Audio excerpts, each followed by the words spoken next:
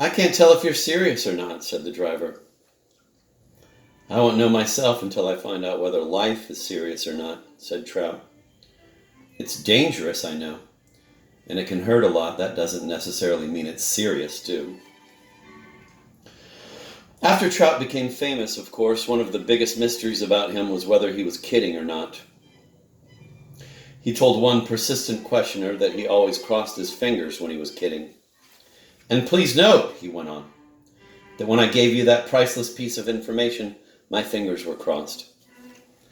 And so on. He was a pain in the neck in a lot of ways. The truck driver got sick of him after an hour or two.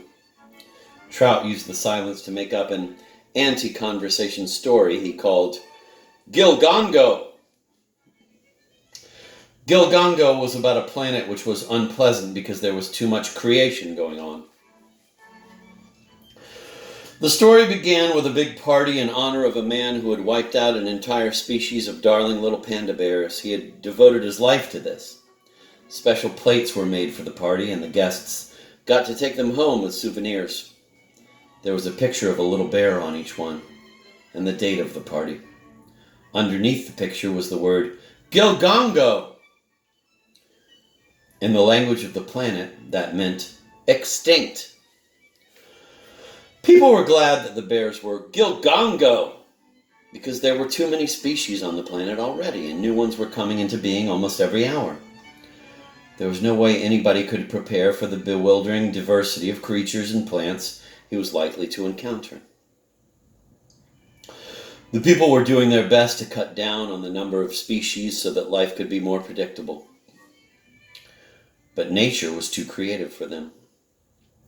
All life on the planet was suffocated at last by a living blanket 100 feet thick.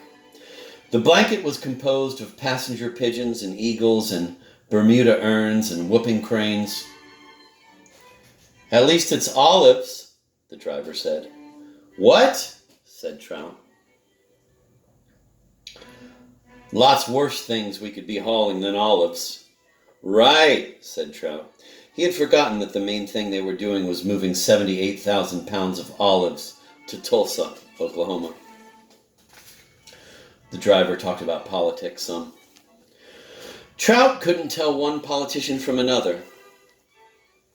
They were all formlessly enthusiastic chimpanzees to him. He wrote a story one time about an optimistic chimpanzee who became president of the United States. He called it Hail to the Chief. The chimpanzee wore a little blue blazer with brass buttons and with the seal of the President of the United States sewed to the breast pocket. It looked like this.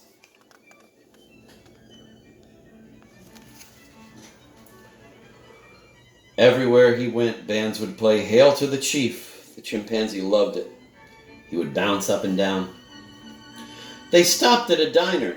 Here's what the sign in front of the diner said.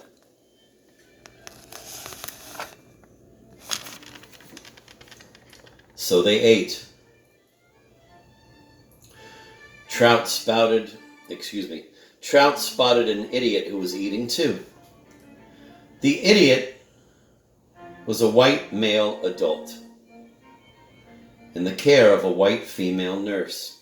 The idiot couldn't talk much, and he had a lot of trouble feeding himself. The nurse put a bib around his neck. But he certainly had a wonderful appetite. Trout watched him shovel waffles and pork sausage into his mouth, watched him guzzle orange juice and milk. Trout marveled at what a big animal the idiot was.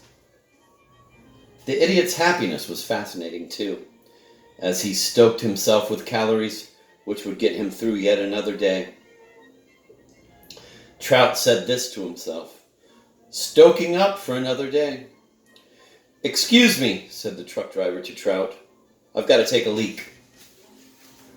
Back where I come from, said Trout. That means you're going to steal a mirror. We call mirrors leaks. I never heard that before, said the driver. He repeated the word leaks. He pointed to a mirror on a cigarette machine. You call that a leak? Doesn't it look like a leak to you? Said Trout. No, said the driver. Where did you say you're from? I was born in Bermuda, said Trout. About a week later, the driver would tell his wife that mirrors were called leaks in Bermuda, and she would tell her friends. When Trout followed the driver back to the truck, he took his first good look at their form of transportation from a distance, saw it whole. There was a message written on the side of it in bright orange letters, which were 8 feet high. This was it.